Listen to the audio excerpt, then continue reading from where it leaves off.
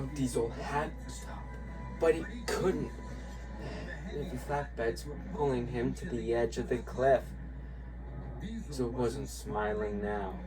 Help! Help! No one could help Diesel. Crash! One flatbed cracked its cover.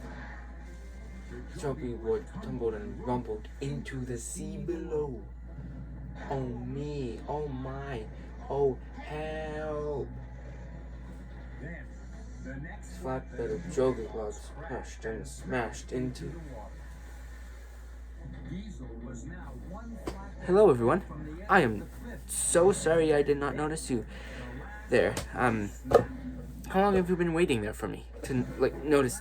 Anyway, as most of you know, my name is Kevin, and this is my Capstone Project. I've had a blast working on this project, meeting with many people, as we have one in the back there. Her name's Missy Van Popta. And the experience that this brought me was just incredible. My central question was, how can I develop the skills needed for a successful career in politics? In this video, we'll cover topics like what politics looks like here in British Columbia, what it entails, favorable policies, and the research I've done, who I met with, how to get involved, and what I've done to get involved. Then the qualities needed for a successful career in politics, and lastly, how politics impacted me in my life. What does politics look like, and what is it like here in British Columbia? Politics is the governing system that gives all elected members in City Council or in Victoria the power to make decisions that can become law. Members make laws, debate policy and bills that will govern the people, like you and me, and the members. It also gives the people the opportunity to have a say in policy changes to certain policies or ideas. It's called a referendum, where the governing party gives the people a direct say in how things are run. It can also look like this. This has been a surreal experience, where creating legislation has the direct impact of the lives of British Columbians.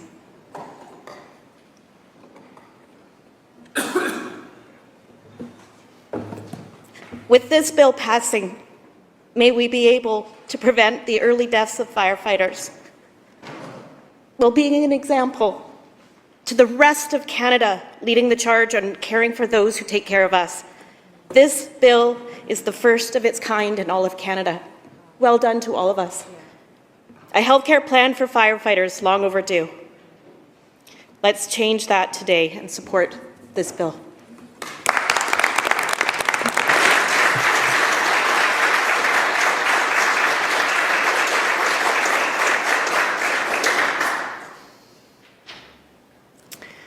Seeing no further speakers, the member for Langley Walnut Grove closes debate.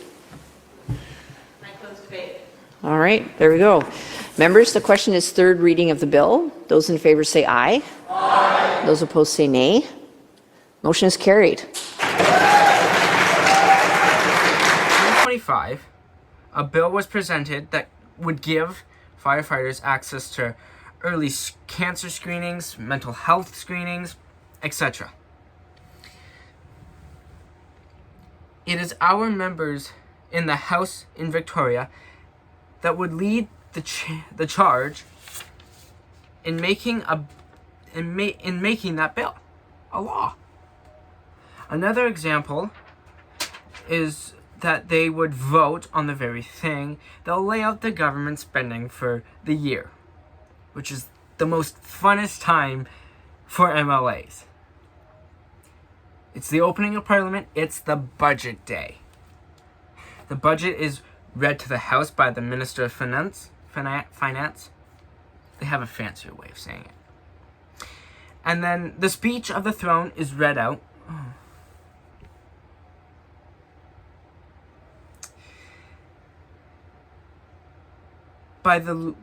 is read out where the lieutenant governor reads out the priorities of the government and what they will be mostly focusing on for that year.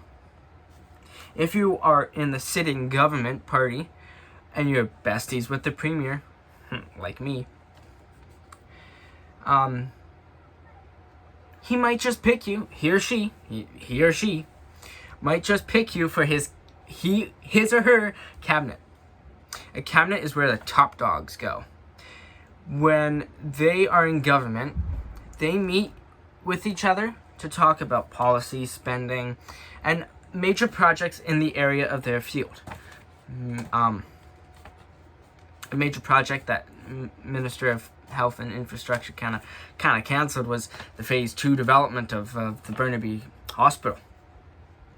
MLAs in government could be appointed to any of the following ministries: Agriculture and Food, Attorney General and Deputy Premier, Canadian and Family Development.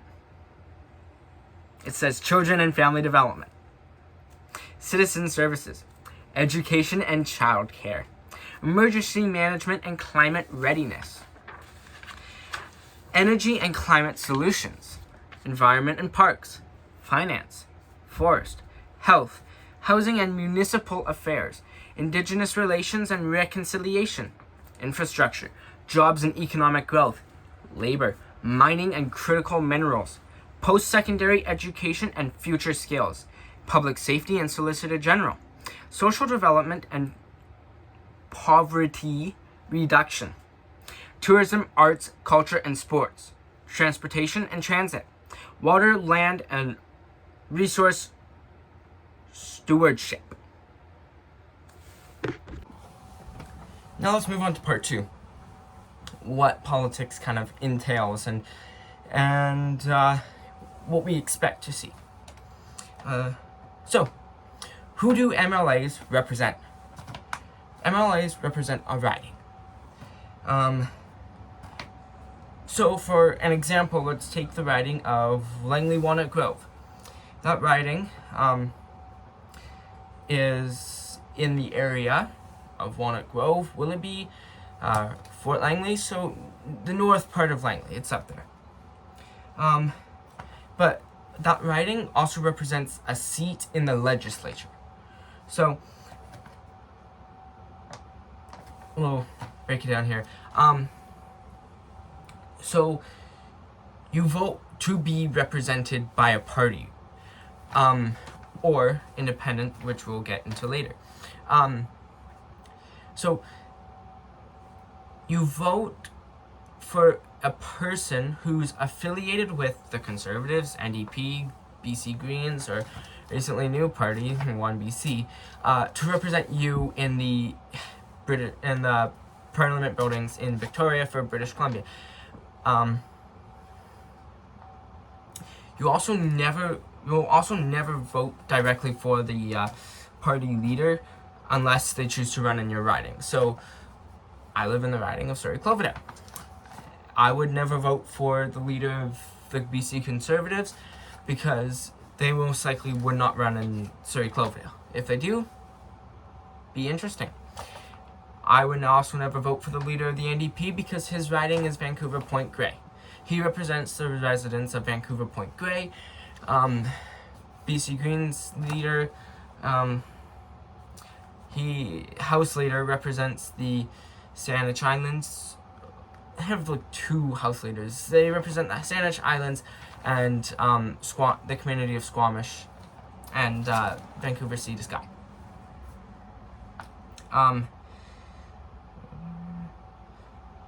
You cannot, so if I live in Surrey-Cloverdale, I can't go to Vancouver and vote for someone to be represented there. I can only vote in the area that I live in. I can only vote in the riding that I live in. So if you live in, let's take, for example, many of you may live in Brookswood. You will never be able to go to downtown Langley and go vote unless you live in Langley City or unless you live in the riding of Langley City Centre. I actually don't think that's riding. Anyway, also, to be an MLA, you must have a party membership with the party that you want to represent in the Parliament buildings in Victoria.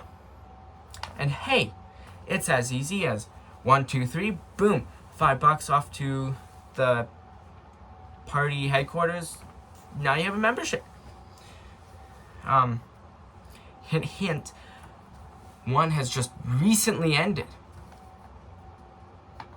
I'm filming this before the BC Conservatives leadership race ends, but all I'm going to say is congratulations on to whoever won that leadership election. It was a very close race. But as an MLA, once you are an elected MLA, you could also be appointed to any one of these roles or be in any one of these roles. First of all, opposition critic. We have one in the back of the room, Misty Van Popta. She is the critic for infrastructure and construction. MLAs in opposition parties are appointed to a shadow cabinet, ministries, questioning their policies and budgets. Committee member. This is straightforward for all members, elected members. You are a part of a committee. Committee member participating in specialized parliamentary committees such as finance, social services, to review legislation and to scrutinize government operations. Speaker of the House. This is this guy. Now, he may look grumpy in most photos that he's in, but I'm pretty sure he's a really sweet guy. Speaker of the House. A natural role chosen by the Legislation Assembly to preside over proceedings, maintain order, and manage the legislation. So he basically sets up who gets to ask the questions during question period today, what's the schedule going to look like. He oversees all those things. Caucus chair / members. Supporting their political party by contributing to policy development, strategy, and caucus meetings. Private member. An MLA who is not a cabinet minister or party leader, focusing on introducing their own legislation, private members bill or PMB, and committee work. Constituency representative, meeting with local residents, advocating for local projects, and assessing constituents with government services. Assisting constituents with government services. I met tons of constituency representatives. I met my own representative. I strongly advise you to follow your representative, your local representative, on Instagram, whatever social media platform you use. It is super helpful to understand what they're advocating for, and getting in touch with them to ask questions is a great way, and they're very, very open to you when you ask a question. They love that. Committee member. I got these on here twice.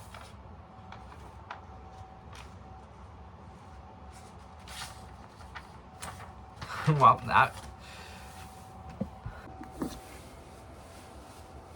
Now for the next topic. Challenges we'll all face.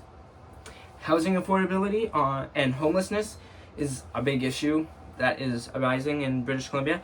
The high cost of living, inflation, healthcare system strain, economic uncertainty and job growth, public safety and crime, government debt and taxes, and environmental concerns.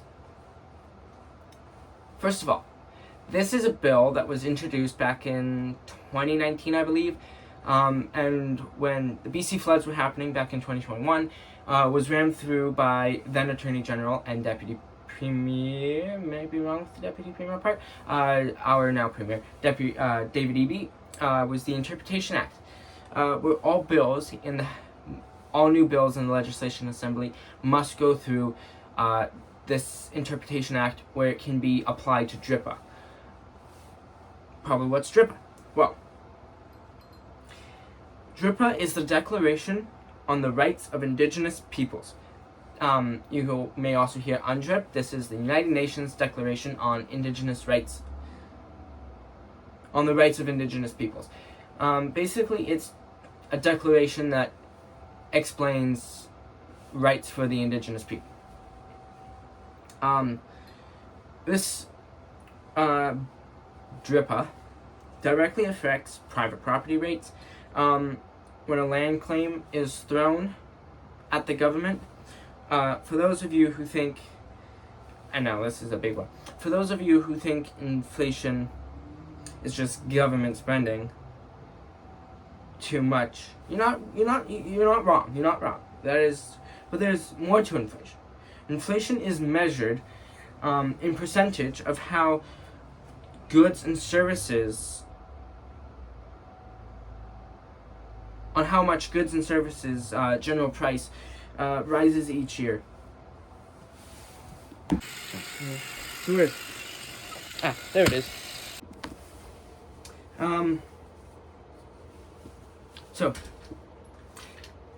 let's use this Thomas toy for example. Let's take Thomas here.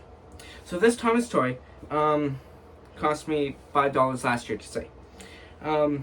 With an inflation rate of 5%, this would now cost me $5.12. Now, I'm not very sure if I used that right, but I did use the inflation calculator from the Bank of Canada, and it didn't really give me an option to put in the inflation rate that I was using for this example, but you get my point. As years go by, the more expensive things become. Take the glasses off here. Things become houses. Right now, as most of you know, if not all of you, this big news all over the news. Canada is in a housing crisis. That's why houses are so expensive. Right now, we have seen houses are like this rare commodity. I know it sounds weird to use that because houses are everywhere nowadays. But if we grow our population by 4.5 million people, and you only built around 400,000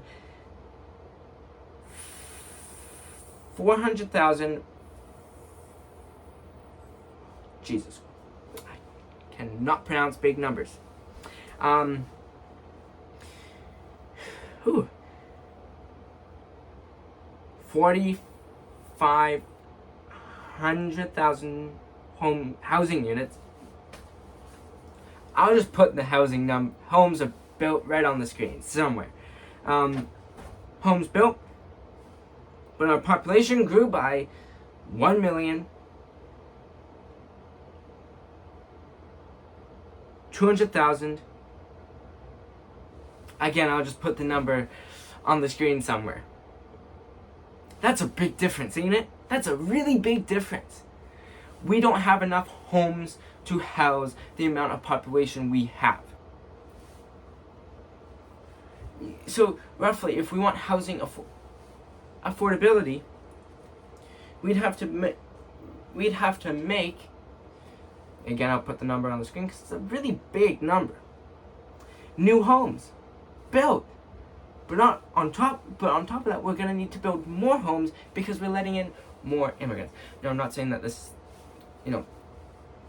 immigrants are the fault here. I'm not saying that. I'm saying is that we need to get rid of red tape. We need to get out of the way for homes being built. It's quite simple. Now we do have the critic for infrastructure and construction, and to her abilities, she can correct me if wrong here. But that's a real problem that we will face.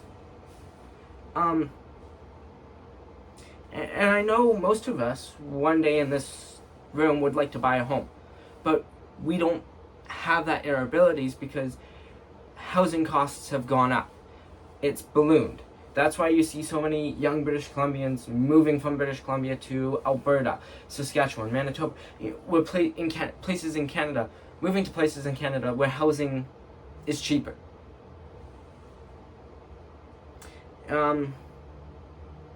Now, let's not forget this one. This is a big one. This is, since 2016, the then government, led by Christy Clark, had to declare a state of emergency with the spike of drug usage. Not spike of drug usage here, the spike in fentanyl-related deaths. The government declared a state of emergency with fentanyl-related drugs. And that got worse in 2022 when the government introduced the Safe and Supply. We all know what that is. It failed, and it's not being renewed by the provincial government with the federal government into 2027.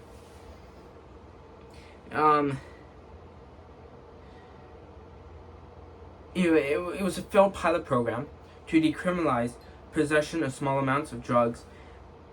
It failed, obviously, because it's not being renewed into next year. But that's a big thing. Not being renewed, state of emergency with drug usage and drug-related deaths linked to fentanyl. We have to contain these things, but it's hard to. Back to the comfortable spot. Jesus. Back to the comfortable spot. So now let's get into the great leaders of the political world. And the research I've done. Many great politicians I like to follow are Jack Layton, Stephen J. Harper, William Lyon Mackenzie King, Sir A. Macdonald, Margaret Thatcher, Winston Churchill, Abraham Lincoln, John F. Kennedy, F.D. Roosevelt, Bill Clinton with his surplus budgets and his leading America to be debt-free by 2010 or 2011. Barack Obama, Missy Van Popta, Christy Clark to an extent, Eleanor Sturko, and John McCain, just to name a few. What do they all have in common? They listen to the people, fight for what's right, push a way for a path to peace, show empathy and strong communication skills. The first skill most of us will all need is leadership. But leadership in politics can and does look a lot different than leadership in golfing, racing, work, any other career.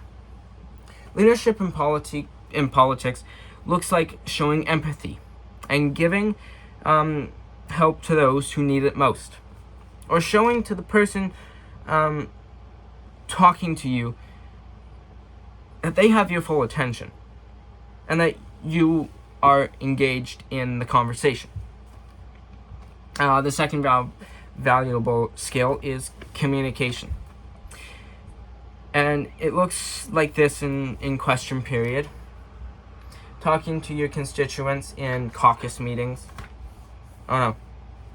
Talking to your constituents in caucus meetings with your fellow MLAs, when meeting with MLAs from other parties. People access British Columbia. People's access to, British Columbia and the info that you are giving to the general public.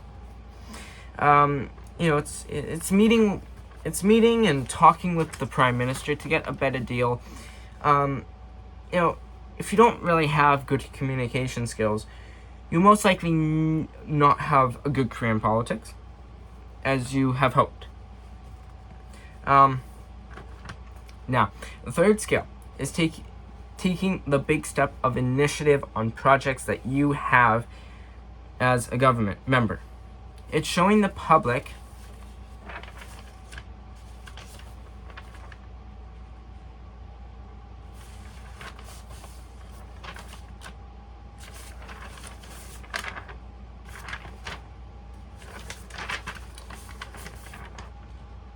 one second here, folks.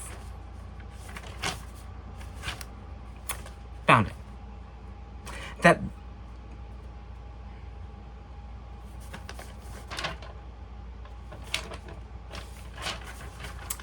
1 minute here, folks. It's showing the public that this person is here to give us real change.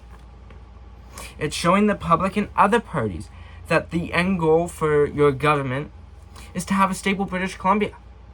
It's using the public to help form government bills and policies. It's using the public and other members of your party and other parties to seek feedback. It's showing the younger generation who have an interest in politics that you're the mentor, that you are the guy to look at in politics and say, he is the guy to lead the way.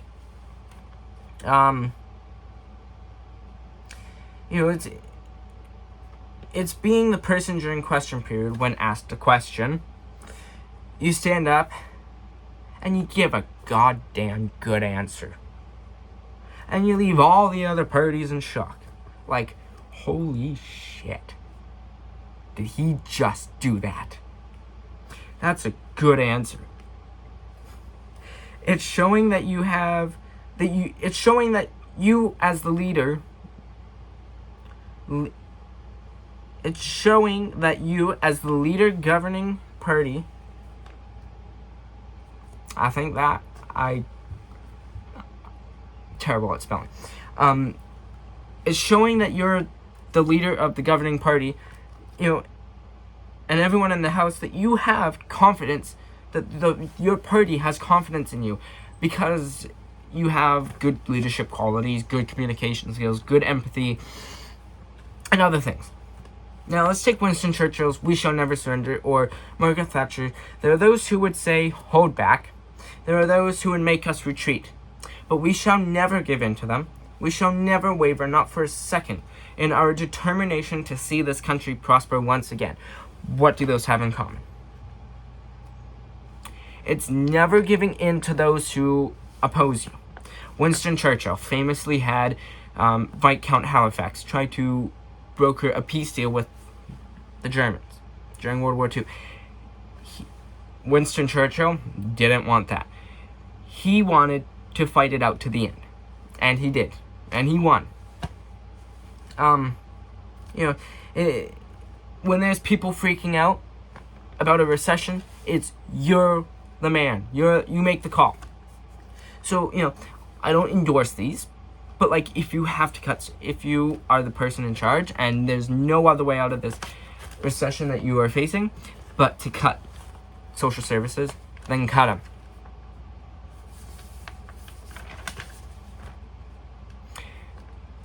I don't endorse cutting services that the people need on or rely on, but if you believe and that's how you get out of the recession, if that's the only way out, then cut it. Now, many of my favorite politicians never back down from what they believe in, even when people whom they worked with told them to back down. And now is the part that I get to explain who I met, and this is the most exciting part. I love this part, meeting with the politicians, many MLAs.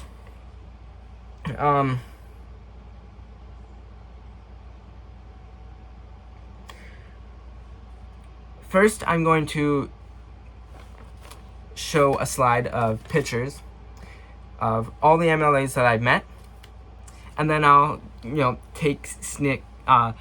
I'll take one question that I asked each MLA and each politician, and then I'll play it for you. And then it's how to get involved and what I've done to get involved. You ready? Here we go. Heart reborn. You spoke the truth when the cost was high. He lived for Jesus, unafraid to die. We are Charlie Kirk. We carry the flame. We'll fight for the gospel.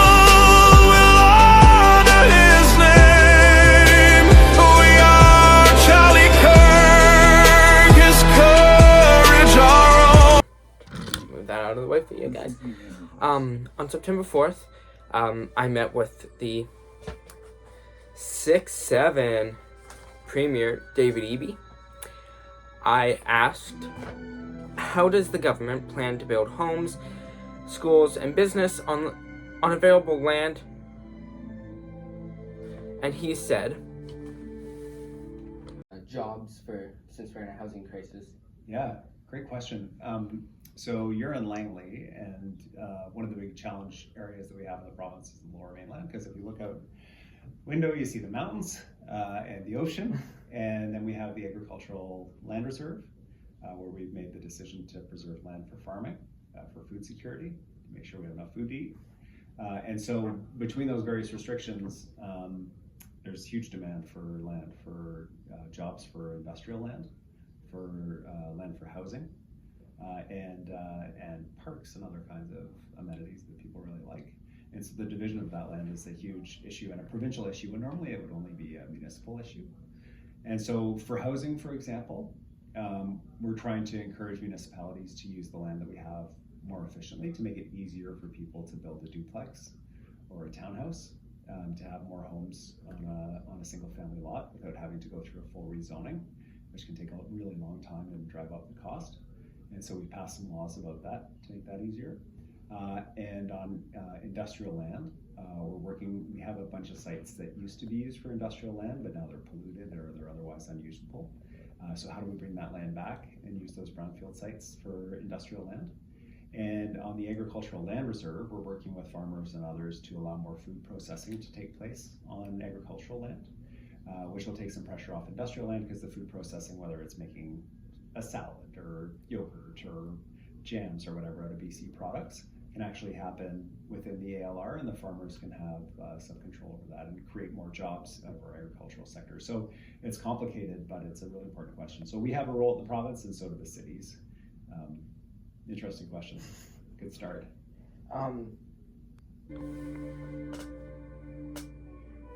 I should add, the provincial government passed a law that requires high-density housing around transit hubs, and from this point forward, all you're going to see is a photo with the audio recordings of the question I asked each person, because I didn't get physical recording. Then it was the newly independent MLA for Surrey-Cloverdale, Eleanor Sturka, and I asked her if she'd work more with the other parties in the legislature, and she said, actually, the one thing is, when you're an independent, every seat in the legislature is precious, because every single vote obviously is important to either passing legislation or making sure that legislation that isn't quite ready for prime time doesn't make it across, the threshold. And because the government has only a 1-seat majority at this point, they really are reliant on the vote of the speaker to pass legislation. But that's not a very good look for government if everything it does, it's forcing through, by one vote only. And so I think that the government is much more likely to take a collaborative stance and listen to, for example, they have a working agreement with the Green Party, right? And likewise, listening maybe to the voice of Cloverdale. And that being said, even when I was with the Conservative Party of British Columbia, I actually had my private member's bill turned into policy. So I introduced, as an opposition member, legislation to strengthen communication for families whose loved one is apprehended under the Mental Health Act. After Lapu Lapu happened, I went to the minister. We developed an agreement that I would withdraw my bill in exchange for them creating an immediate policy to help strengthen that relationship to improve care for people who are mentally ill.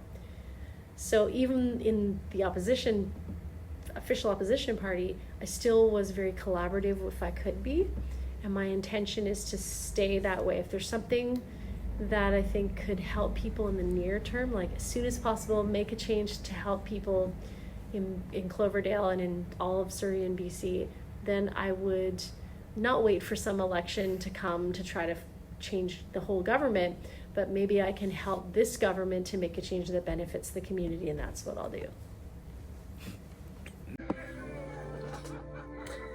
Now it's time to name that mayor. Who's this? You're all wrong. It's Brenda Locke, the walrus. Okay, no, but all jokes aside, I'm Eric Woodward. He's running for re-election in the township of Langley this October, and I asked him, do you think a new hospital should be built in Langley? And he said, in the township to help with overcrowding Langley Memorial. in some hospitals.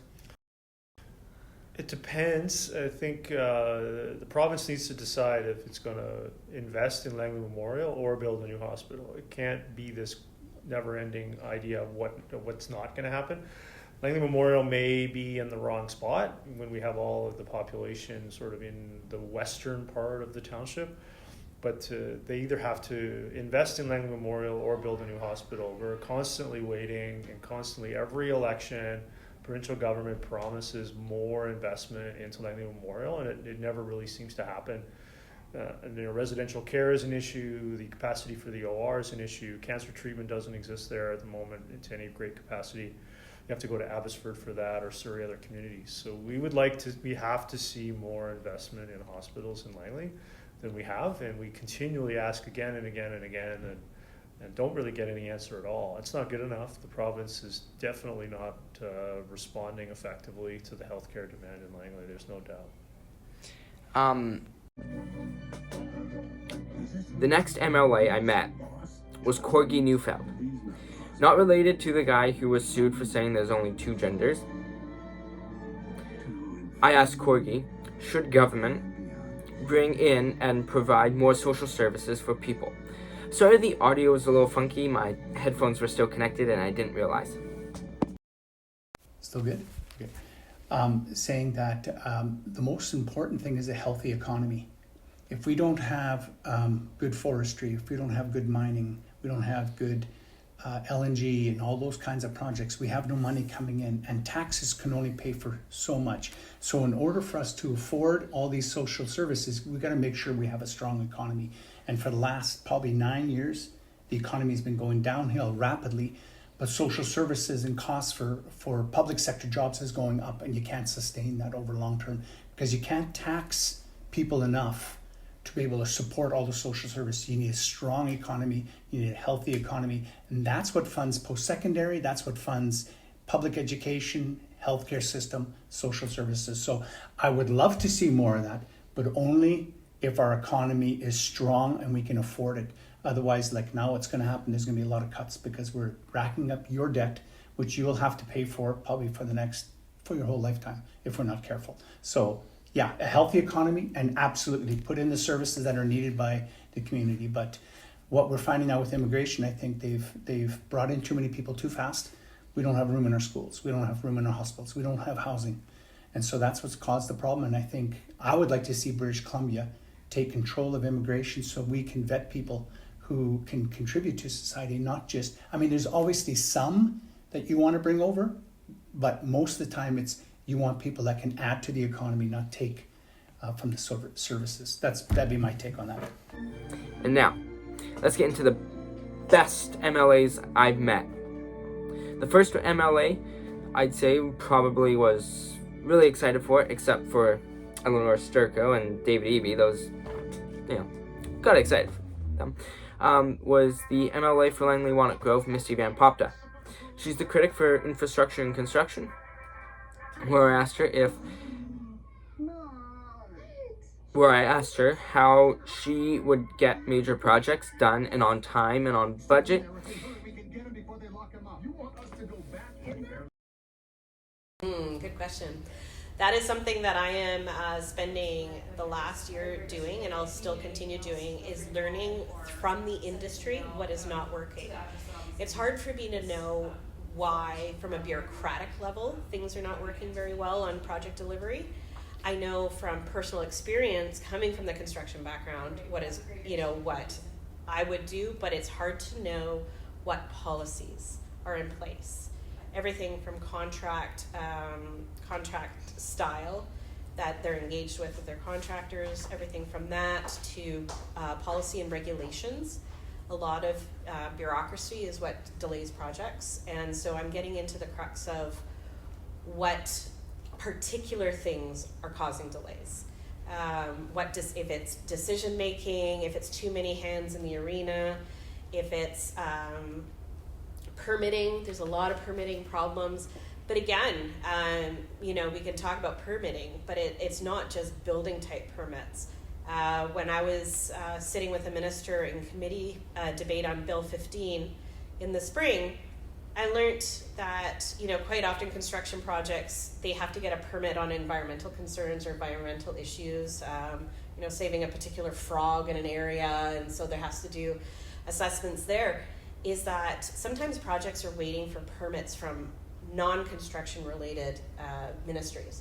And one of those ministries had 7,200 applications sitting in the pipeline waiting to be approved for things to progress. And so when you've got queues with over 7,000 applications waiting for permit approval, we've got a problem.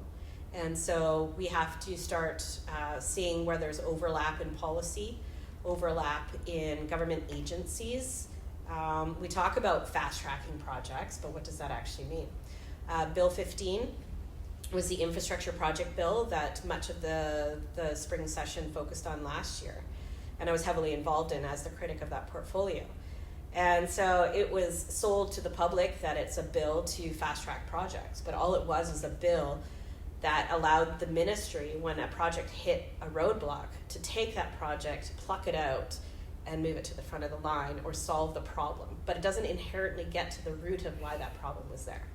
And so that's where I'll be spending when I am infrastructure minister, I will be focusing on truly less about a bureaucracy as a ministry and more as an actual project delivery entity.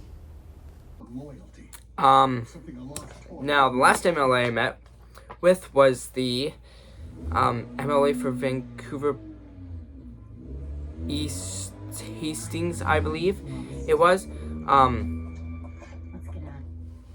The Deputy Premier and Attorney General, Nikki Sharma.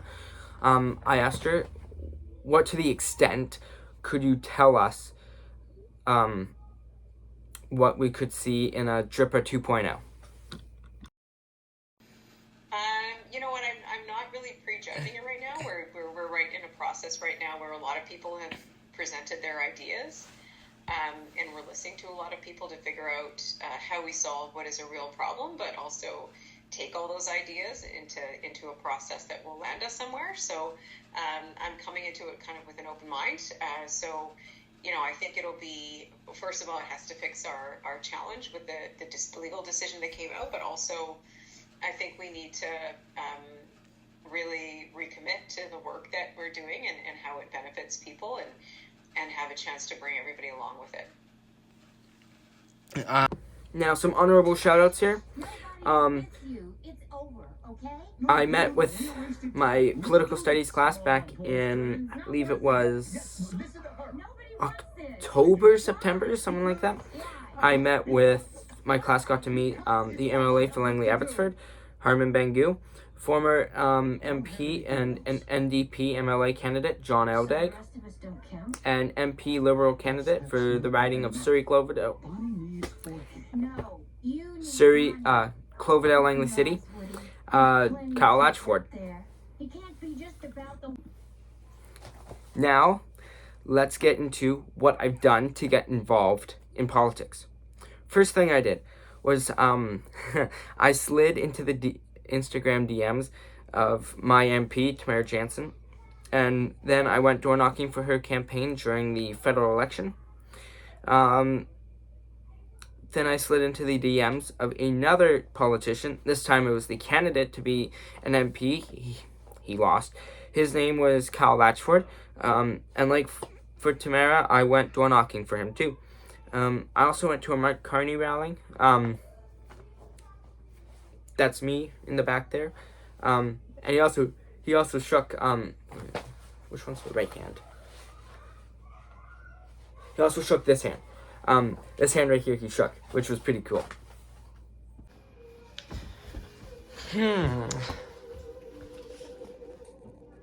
Oh, hey! It's my MLA who represents me and all the people here in Surrey-Cloverdale. I met her.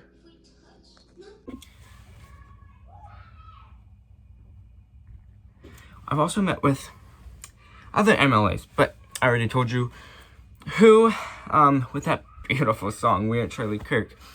Oh my god, it makes me cry every time I listen to it. I also follow a lot of politicians on Instagram. I mean, just look at the amount of people I follow. I want to say over 60% of that is politicians that I follow. You can also watch Question Period on YouTube on both the BC Legislature YouTube channel and the House of Commons channel. House of Commons is for federal. Question Period, it goes about an hour. Provincially here, it goes about 30 minutes. Something else you can do to get involved with politics is you can find a problem in your constituency. Constituency, your neighborhood.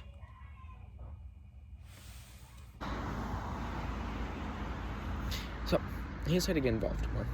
You can find a problem in your community that you believe that your mayor and your council aren't addressing. Reach out to find a solution. And right behind me is the intersection of 72nd and 194 A Street.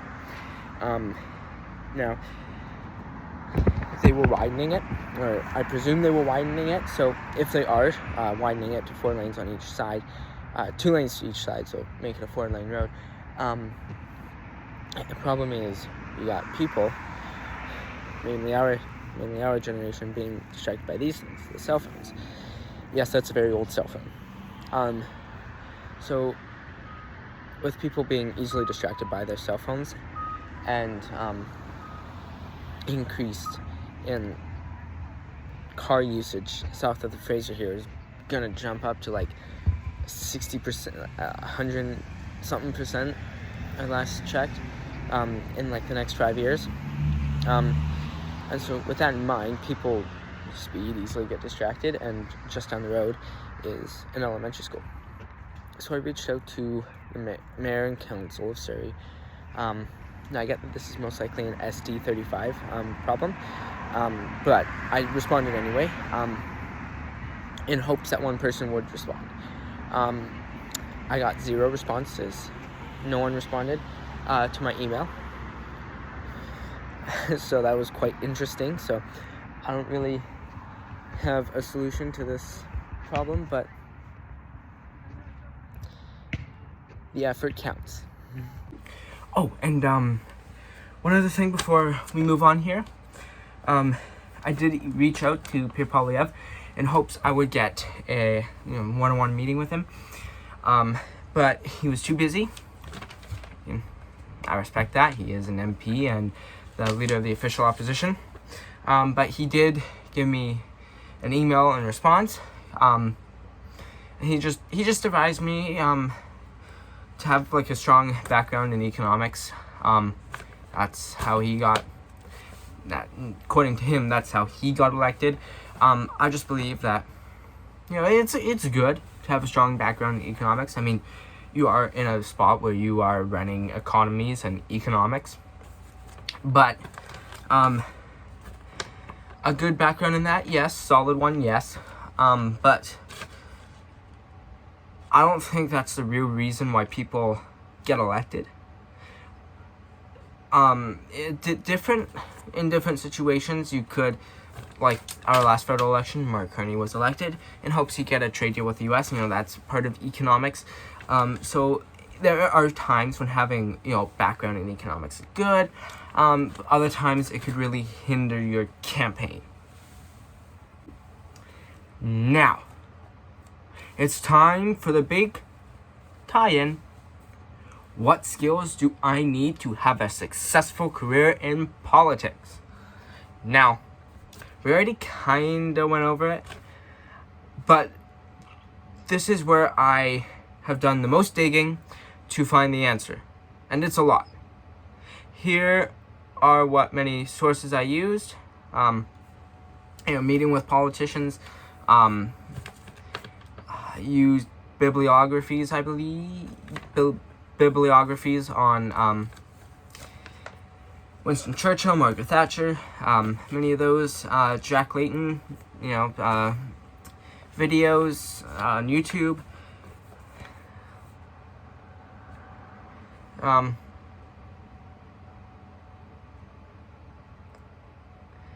And again, my own kind of placement of these, my own opinion and placement of all these skills. I'll go in more depth at the end with all the sources I used for this, but when I go over these skills, I'm also going to give an example from my life. Alright, here we go. Integrity.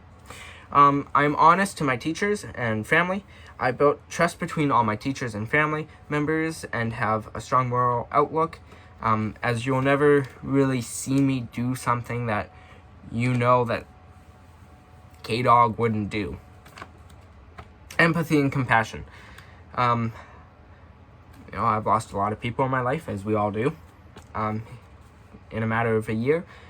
But at the same time, I know there's many, many more people out there struggling who are younger, older, same age, does not matter. They're struggling with addiction, loss of parents, homelessness, and there's a lot of things that will obviously kind of build up to that, them feeling outlined and kind of stay away from society, that we as society who live in homes, have good clothes, are fed, are have good night sleeps, who have TVs, who have cell phones, we tend to overlook and be less grateful for the things we have compared to those who may have nothing. Effective communication. Now, I don't really like talking in front of big crowds, but that is something I have to overcome, and I have started to overcome it, thanks to Save on Foods. I'm gonna give credit where credit is due, and Save on Foods is big and is a big part in helping me get over my fear of talking to people I don't know.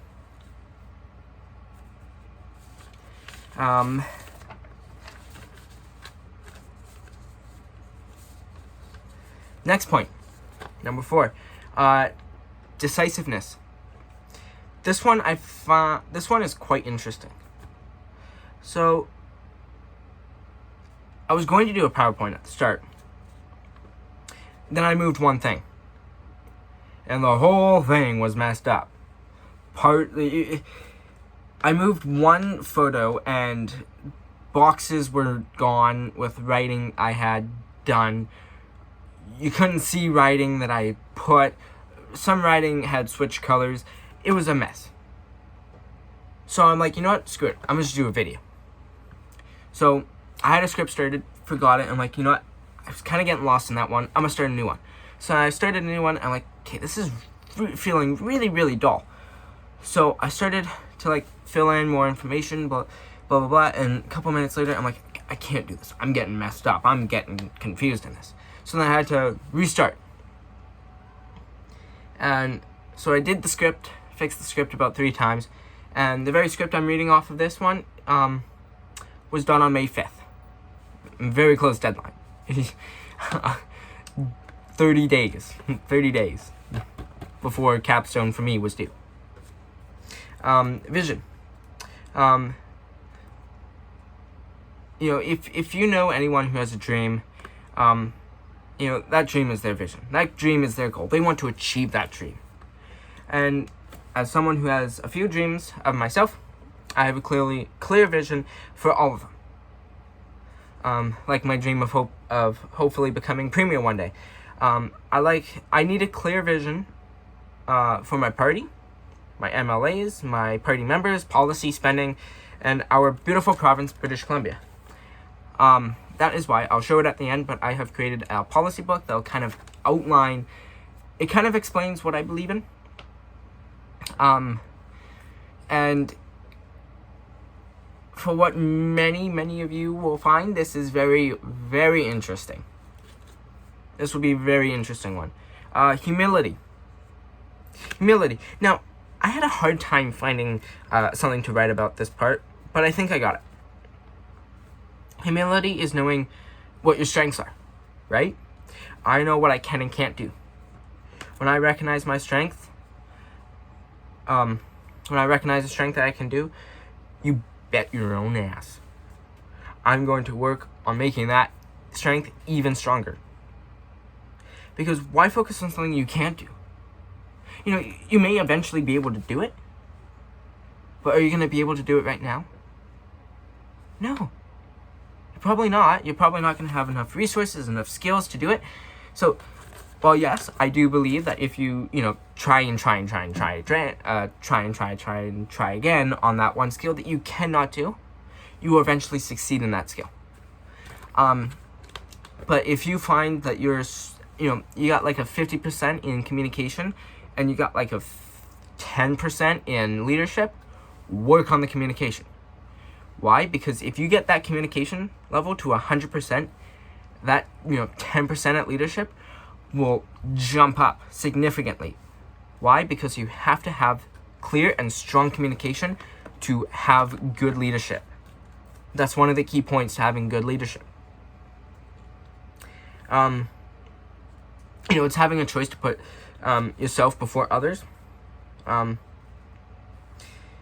As someone who has seen people on the downtown east side, and I'm sure many of us have, it's kind of heartbreaking seeing these people, who once had their whole life ahead of them, now on the streets struggling with drug addiction. I get the government out of the way. If I were premier, that's what I would do. I get the government out of the way. I'd, give more and more funding to help them. I would help them instead of giving them access to decriminalized small amounts of drugs. I'd let the professionals do their job. I'd give more than enough resources to those professionals to get the job done. I'd work with opposition members to get the job done. It's showing respect to others. I'm a very respectful person. Even if I do insult others sometimes, I still respect them. For me, respect is a big thing in politics. You'll heavily need respect for the people. For the parties, hell, your own party will have to respect your leadership. Number 7, wisdom and judgment. My personal wisdom comes from Winston Churchill. But I have focused on listening to some of my favorite politicians speak and hear their wisdom. Take Margaret Thatcher. She says, you may have to fight a battle more than once. If you know someone who has done the career you are wanting to go into find someone who does it, who does it before, and listen to them speak, ask them questions like I have with MLAs. And find time. And the time I had to make very important judgment was restarting my capstone very close to the due date and finishing my capstone very close to the due date. Number 8, courage. This is a big one. Courage. If you follow me on Instagram, which I believe most of you do, you know I have thrown my support for one huge bill. The Firefighters Health Act. But there's so much more bills and policies I support, like the cell phone ban in schools. Even if nothing changed, I believe we need to regulate cell phone usage toward the usage of cell phones with children, so they don't become the one thing everyone hates. iPad kids.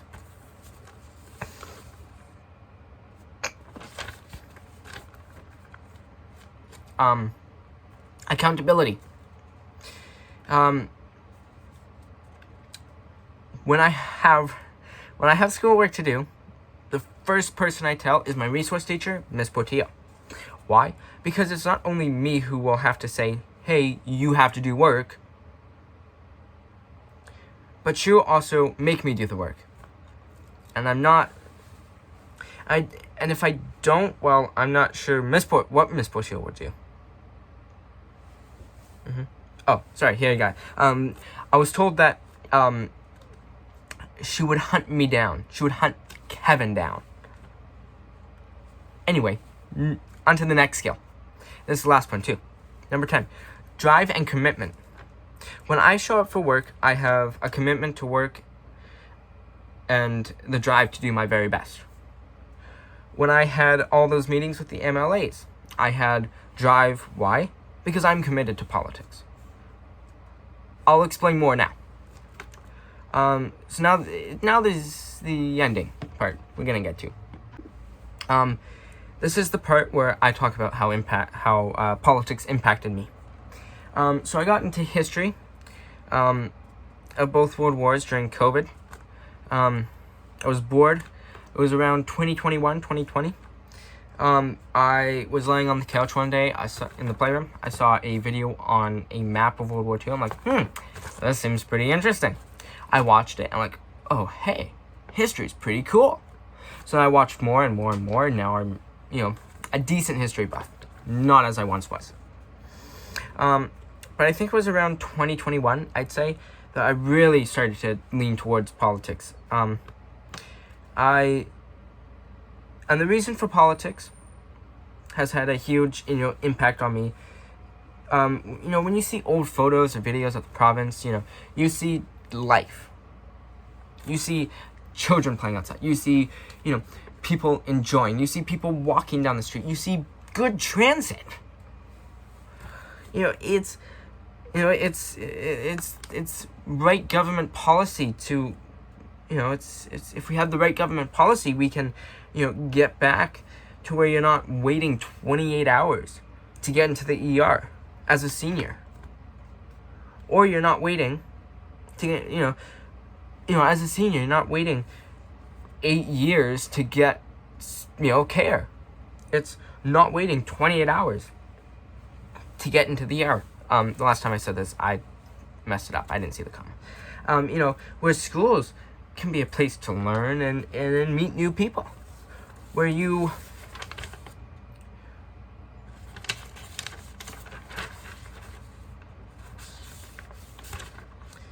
where you can see, this happens mainly during the summer. You don't really see it during the spring, but like children playing outside till the streetlights come on.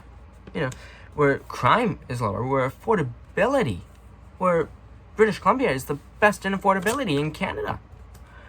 It's the reason that I got into politics is so important to me because, you know, with enough time, with enough help from opposition, from the people, you know, from British Columbians and all parties here in British Columbia, we can make British Columbia the economic powerhouse of Canada. Once again. Hey everyone. Well, we've come to the end of the capstone. Originally was supposed to be 15 minutes, then I was trying to aim for roughly 20 minutes. But now we've gone on for like an hour almost. So, you know, I just want to say thank you all to listening to me, you know, listening to me talk about something that many of you and many other people will find boring in their lives, which is politics. And, you know, that's completely okay, because a lot of things are boring in this life. Like racing.